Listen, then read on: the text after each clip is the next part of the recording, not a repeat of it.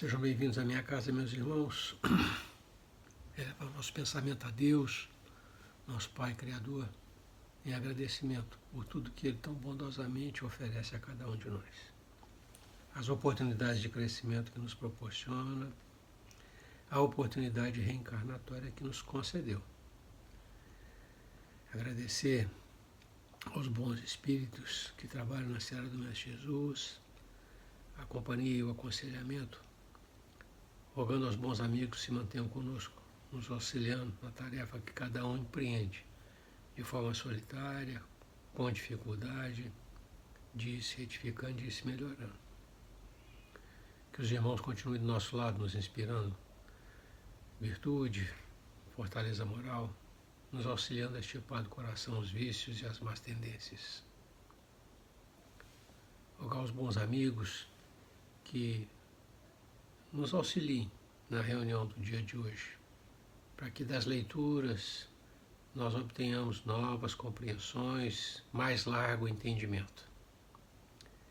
Que a paz do Mestre Jesus inunde o coração de todos os nossos irmãos, que a luz do Mestre se derrame sobre o nosso ambiente de trabalho. Que assim seja. Nós estamos estudando o Livro dos Espíritos, a parte 2ª, capítulo 1º, e hoje nós estamos encerrando o capítulo 1º, que fala dos espíritos. Conceitos básicos, né, vamos dizer assim, o ponto de partida para a compreensão do tema. E na semana passada nós vimos progressão dos espíritos. Como é que se dá o processo de melhoria, de aumento de entendimento, de compreensão, né? Qual a destinação, qual é o objetivo, né? Que Deus colocou já na nossa criação, e como é que a gente alcança esse objetivo, né, nessa longa jornada. E hoje a gente uma leitura pequena, relativamente pequena, encerrando o capítulo e complementando, né, a temática progressão dos espíritos, né, a gente vê anjos e demônios. As questões vão de 128 até 131, e, vamos dizer assim, a maior parte da leitura fica por conta de um exercício, né, dialético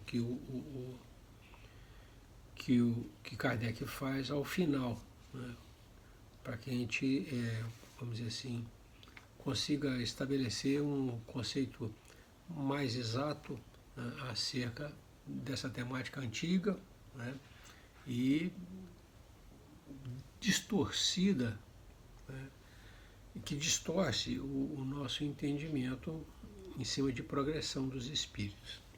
Vamos ler, depois a gente comenta. Questão de número 128. Pergunta Kardec. Os seres a que chamamos anjos, arcanjos, serafins, formam uma categoria especial de natureza diferente da dos outros espíritos? E o orientador responde: não. São os espíritos puros, os que se acham no mais alto grau da escala e reúnem todas as perfeições. Kardec faz um comentário na sequência e coloca assim: a palavra anjo desperta geralmente a ideia de perfeição moral. Entretanto, ela se aplica muitas vezes à designação de todos os seres, bons e maus, que estão fora da humanidade. Diz-se anjo bom e anjo mau, anjo de luz e anjo das trevas. Neste caso, o termo é sinônimo de espírito ou de gênio. Tomamo-lo aqui na sua melhor acepção. Quer dizer, Kardec considera, eu entendo assim, Kardec considera que o termo se aplica a, vamos dizer, como sinônimo de espíritos puros. A melhor acepção. A questão número 129 vai na mesma sequência, né? Vai na esteira da 128, aprofundando o tema. E ele diz assim, pergunta Kardec, os anjos terão percorrido todos os graus da escala? A escala espírita que nós estudamos lá atrás. E o orientador responde, percorreram todos os graus, mas do modo que havemos dito. Uns, aceitando sem murmurar suas missões, chegaram depressa. Outros gastaram mais ou menos tempo para chegar à perfeição. E aqui a gente tem, de novo, a gente vai ter essa recorrência várias vezes. De novo, uma recorrência à temática da questão 115. Né? Então, aqui Kardec faz a questão praticamente reforçando o título anterior, Progressão dos Espíritos. Né? Chegaram a angelitude, né? Percorrendo todos os graus, todos os degraus da escala espírita, né? E o espírito orientador,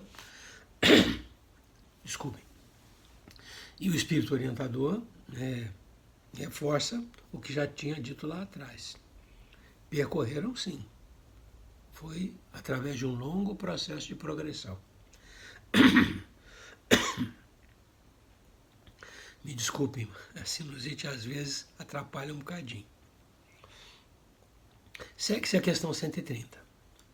E Kardec pergunta, sendo errônea a opinião dos que admitem a existência de seres criados perfeitos e superiores a todas as outras criaturas, se é errada essa compreensão, sendo errônea a opinião dos que admitem a existência de seres criados perfeitos e superiores a todas as outras criaturas, como se explica que essa crença esteja na tradição de quase todos os povos?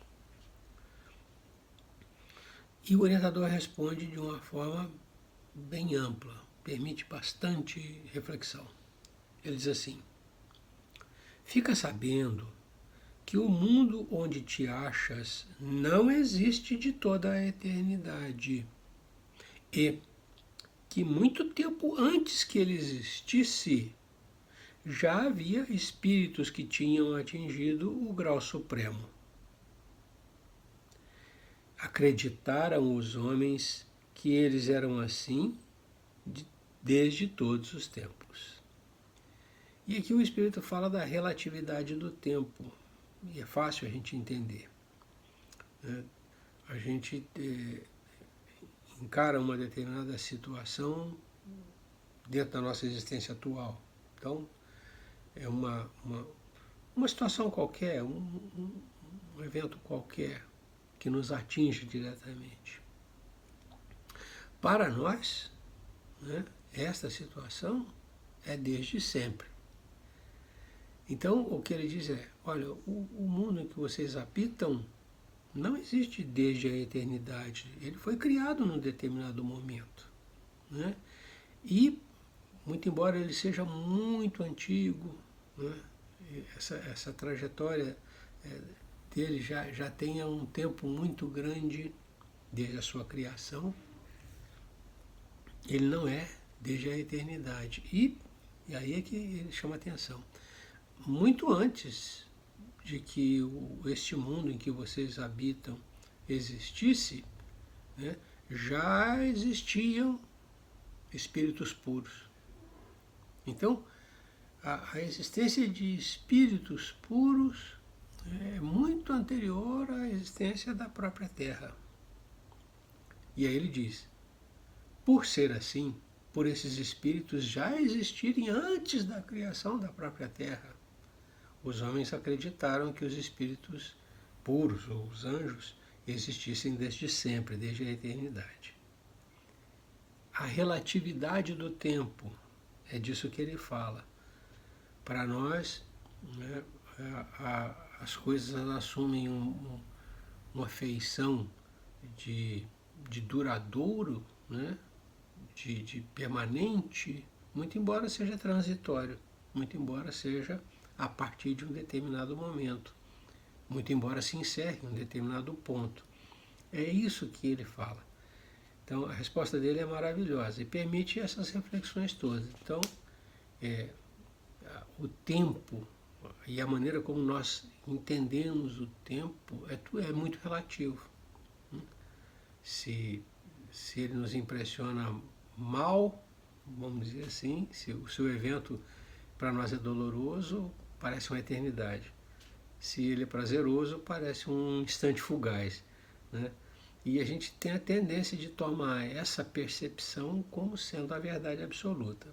E é em função disso que existe a crença, né, de que há espíritos criados já desde o seu momento original, seu momento inicial, bons. Não. Eles percorreram toda a escala, eles trabalharam muito, né, e isso aconteceu há muito tempo atrás. Quando nós viemos, quando nós fomos criados por Deus, eles já existiam. E por isso nós entendemos que eles existem desde sempre. Não, eu acho que dá para a gente entender, né? Dá para a gente alcançar o ensinamento que o orientador passa para nós aqui. Não é relativo. A questão número 131, ele vai no contrazimude, ele vai na direção oposta. Ele pergunta, há demônios no sentido que se dá a esta palavra? A gente tem que entender demônio, né, para poder... Então, seres malfazejos, perversos, cruéis, é disso que nós estamos falando. E aí o orientador responde, se houvesse demônios, seriam obra de Deus. Se houvesse demônios, seres votados ao mal, né, cruéis, naturalmente assim, essencialmente assim, né, teriam sido criados por Deus. Mas, porventura, Deus seria justo e bom se houvera criado seres destinados eternamente ao mal e a permanecerem eternamente desgraçados? Não contraria o entendimento da justiça divina que nós temos? A criação de seres com essa natureza? E aí ele remata. Se há demônios, eles se encontram no mundo inferior em que habitais e em outros semelhantes. São esses homens hipócritas que fazem de um Deus justo um Deus mau e vingativo e que julgam agradá-lo por meio das abominações que praticam em seu nome. Então, o nosso orientador reverte para nós, né, para o nosso nível, né, aquele conceito, o conceito de cruel, né, se existe, se há demônios, né, eles estão no seu meio, eles estão entre vocês. E o Kardec faz uma anotação, aí aqui essa anotação é importante para a gente entender, né, a origem do termo. A palavra demônio não implica a ideia de espírito mau, senão na sua acepção moderna. Porquanto o termo grego daimon, de onde ela se derivou, significa gênio, inteligência, e se aplicava lá no grego antigo, e se aplicava aos seres incorpóreos bons ou maus indistintamente. Então, daimon, ou a palavra original, demônio, né? Vamos colocar a palavra demônio, seria gênio ou inteligência, e de qualquer orientação, para o bem ou para o mal. Aqui, aqui nós temos vamos chamar assim, a dialética, né? A contraposição das ideias, né? Para a gente poder chegar a um acordo. Ele prossegue dizendo assim: por demônios, segundo a acepção vulgar da palavra, se entendem seres essencialmente malfazejos.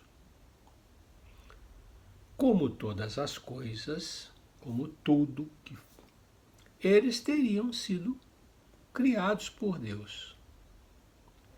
Ora, Deus, que é soberanamente justo e bom, não pode ter criado seres prepostos por sua natureza ao mal e condenados por toda a eternidade.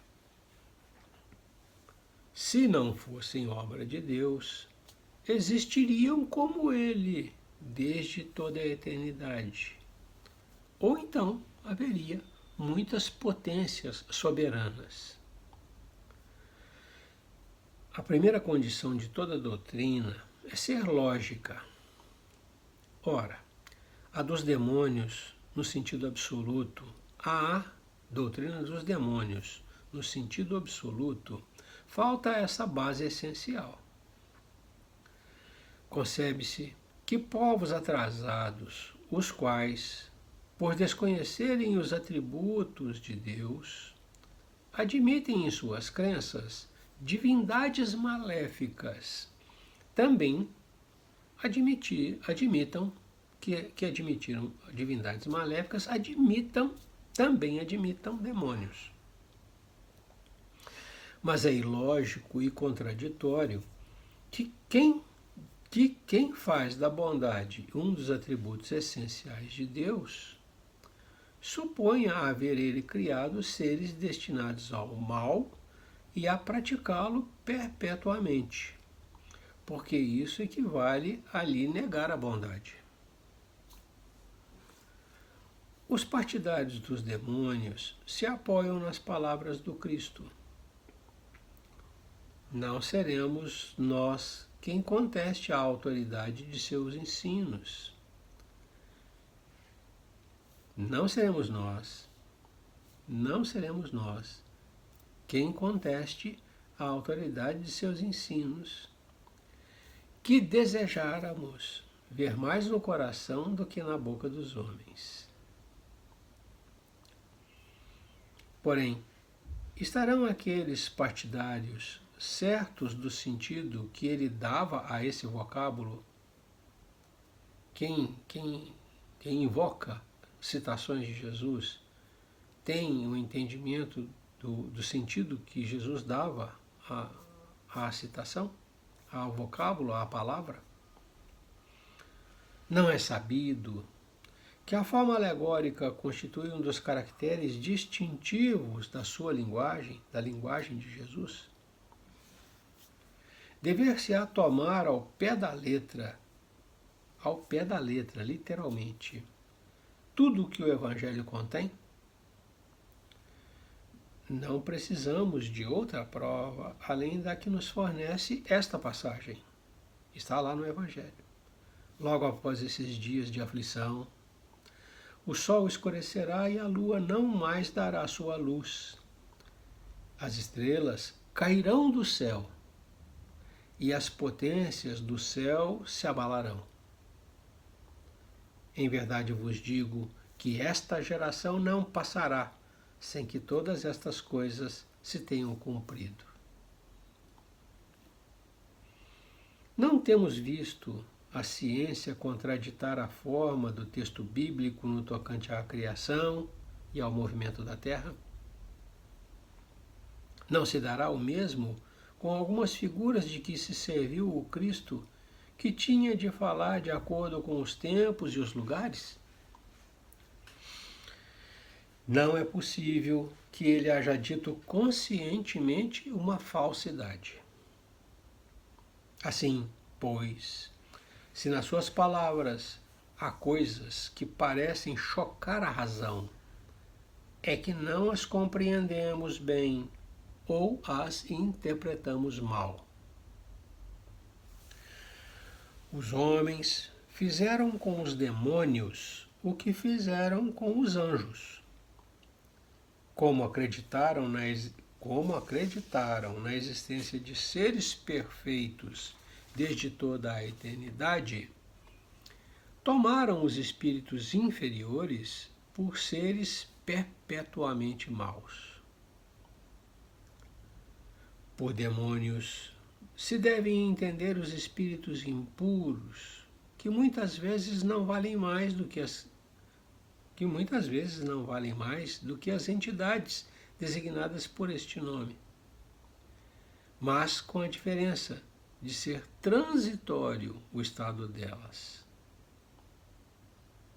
São espíritos imperfeitos que se rebelam contra as provas que lhes tocam e que por isso as sofrem mais longamente, porém que a seu turno chegarão a sair daquele estado quando o quiserem. Poder-se-ia, pois, aceitar o termo demônio com esta restrição. Como o entendem atualmente, dando-se-lhe um sentido exclusivo, ele induziria em erro, com o fazer crer na existência de seres especiais criados para o mal. Satanás é evidentemente a personificação do mal sob forma alegórica, visto não se poder admitir que exista um ser mau a lutar de potência a potência, com igualdade de força, de potência a potência com a divindade, e cuja única preocupação consistisse em lhe contrariar os desígnios. Como precisa de figuras e imagens que lhe impressionem a imaginação, o homem pintou os seres incorpóreos sob uma forma material, com atributos que lembram as qualidades ou os defeitos humanos.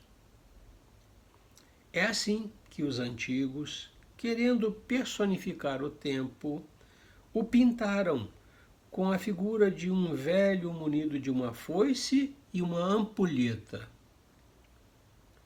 A ampulheta era aquele vidrinho com areia que a gente vira e a areia vai caindo, que seria o relógio, né, o contador de tempo da antiguidade, né?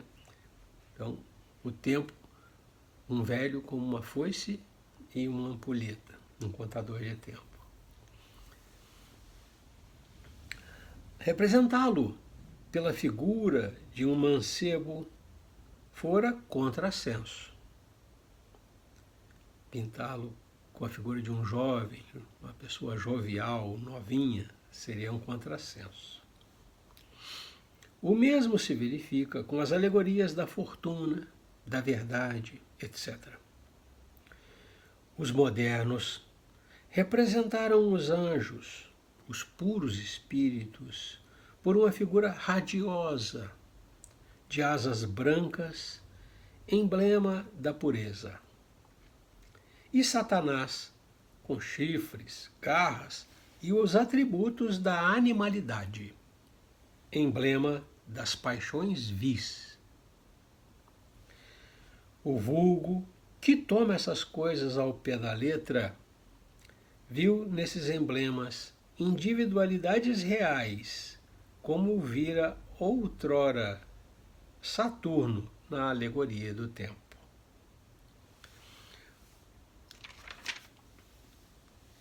Encerrando o Progressão dos Espíritos, nada mais, vamos dizer assim, oportuno do que Kardec colocar os dois opostos que balizam o nosso imaginário, né? A angelitude de um lado, né? E os demônios, os capetas, a palavra que queiram usar do outro lado. Os opostos, a pureza e a imperfeição, né? E uma boa argumentação, né, para a gente entender a relatividade dessas figuras, né, ou, colocando melhor, a necessidade dessas figuras para impressionar a nossa imaginação, o nosso pensamento, criar em nós figuras mentais, né, que pudessem caracterizar bem cada um dos extremos, anjos e demônios, né? E toda a sustentação que ele fez, a sustentação de ideias que ele fez, no sentido de mostrar para nós, né, que isso não passa de uma construção, né, muito antiga, bem certo, né, mas que vale ainda nos tempos de hoje, né. Ainda temos muita gente que tem esses conceitos de forma absoluta, né, como se houvessem essas duas categorias criadas diretamente pela mão de Deus. Seres puros de um lado, seres maldosos, perversos, cruéis de outro. Lembrando, né, lá da leitura da semana passada, né, a questão 115, o Espírito diz, olha, todos os espíritos foram criados simples e ignorantes, sem nenhum conhecimento. E Deus deu a cada um tarefas, né, para que eles desenvolvessem esse conhecimento com o objetivo, com a finalidade de aproximá-los, estes filhos criados por ele, esses espíritos criados por ele, de aproximá-los de si. De fazer com que esses espíritos que nada sabiam, né, que não tinham virtude, que não tinham ética, que não tinham, se aproximem dele, Deus, o Criador. Então, estabeleceu na questão 115, né, a sistemática que Deus adota para fazer com que nós cheguemos o mais próximo dele, aproximar-nos dele. Óbvio que como as coisas para nós são, vamos chamar assim, interrompidas, né? A gente tem uma vida eterna em espírito, uma vida infinita em espírito e vivências curtas na carne, né? Essas interrupções, esses lapsos e tal, tudo para nós assume uma feição relativa, não é absoluta, né? As nossas percepções, elas são sempre relativas ao tempo, né, que nós estamos vivenciando. Na erraticidade, uma percepção mais longa, né, uma abrangência maior, a gente consegue ter uma percepção maior. Na carne, uma percepção menor. E nós falamos, obviamente, né, desse momento que nós estamos vivendo, na carne, né, tudo para nós tem uma perspectiva de eternidade, de longevidade, né, pela corteza, vou usar o termo, pela corteza, né, que é a nossa permanência nesse estado, na carne. Então, 80, 90 anos diante do infinito é uma coisa... Então, os conceitos que a gente adota agora, né, eles assumem uma feição de eternidade. Foram conceitos que a gente incorpora, que nos ensinam, que a gente adota, né, que existem há muito tempo. Quando ele diz, olha, como é que se admite então que essa crença venha de muito tempo? E o Espírito diz, olha, é a relatividade do tempo. Vocês permanecem tão pouco tempo na carne que tem a tendência de achar que qualquer coisa que venha de 1000 anos antes é eterna, né? Qualquer coisa do século passado é uma coisa eterna, é uma coisa duradoura, é uma coisa permanente. E assim, né, com essas considerações e fazendo uma boa dialética em cima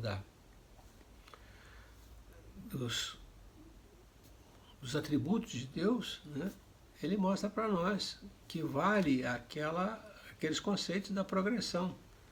Os espíritos foram criados por Deus todos no seu início iguais, né?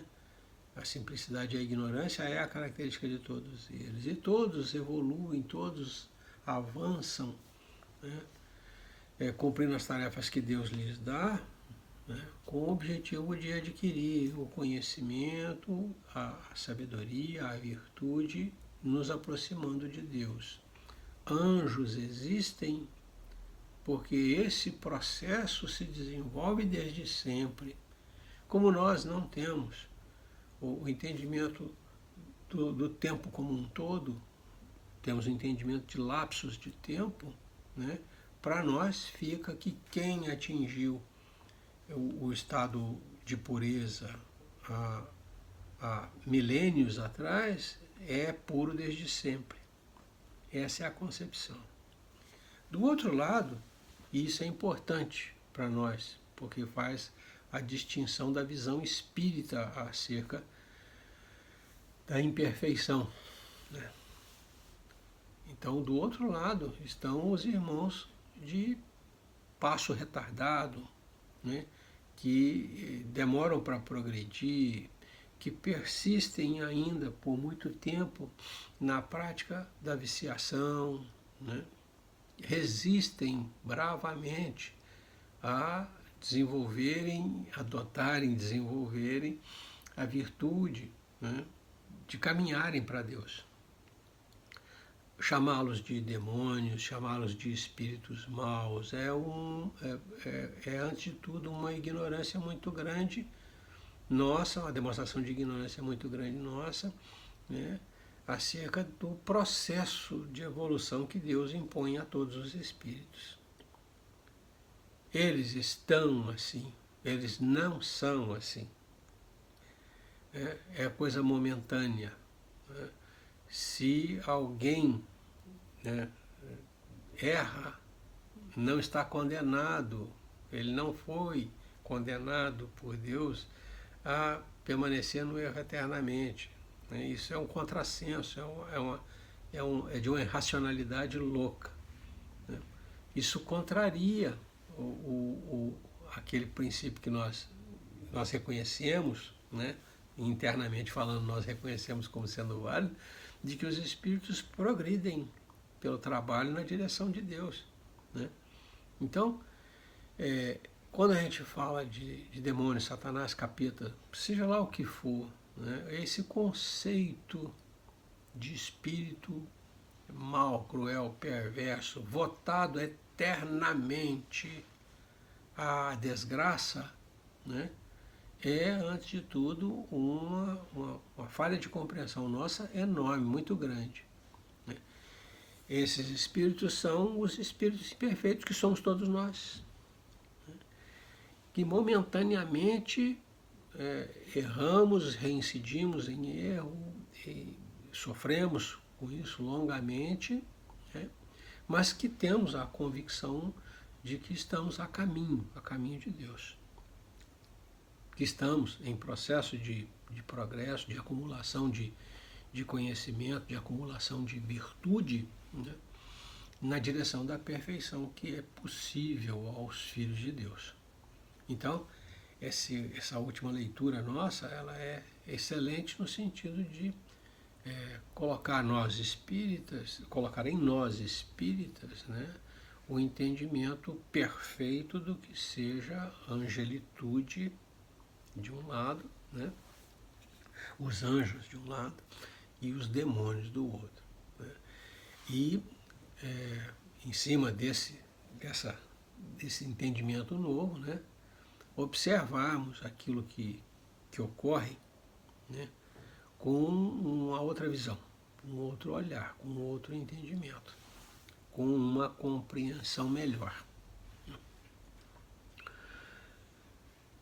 Nós encerramos então o capítulo 1º, né, essencial para que a gente consiga desenvolver as ideias que vão se seguir, né, e reforçando, né, essas últimas ideias, esses últimos conceitos, né, que os irmãos devem ler e reler, né, buscar em profundidade a compreensão, para que a gente tenha um aproveitamento melhor, né, nas leituras que se seguirão. Aqui tem muita coisa, né, importante de se ler, reler, refletir, né, buscar a extensão completa dos conceitos que estão contidos aqui. Muito bem. Aos 37 minutos, né, nós vamos encerrando. Lembrando aos irmãos que o espaço que nós temos de comentários e tal, ele é livre, né, para críticas, para sugestões, para acréscimos, para questionamentos, né, e muito nos agrada, né, essa interação, essa troca de ideias. Então, se os irmãos desejarem, fiquem à vontade. Nós estamos sempre acompanhando, tentando responder o mais rápido possível aquilo que colocam para nós no espaço de comentários. Agradecidos pela oportunidade que Deus nos concede da reunião, da leitura, da reflexão. Nós vamos renovando a Jesus a nossa rogativa de que nos mantenha debaixo da sua iluminação, para que nós tenhamos clareza de visão, para enxergar os objetivos grandes que ainda aguardam a nossa atitude, a nossa ação. E que o Mestre nos infunda muita força moral, para que a gente, enfim, tenha a coragem de agir conforme a lei de Deus. Muita paz e muita luz é o que nós desejamos aos nossos irmãos. Deus os abençoe. Até a próxima.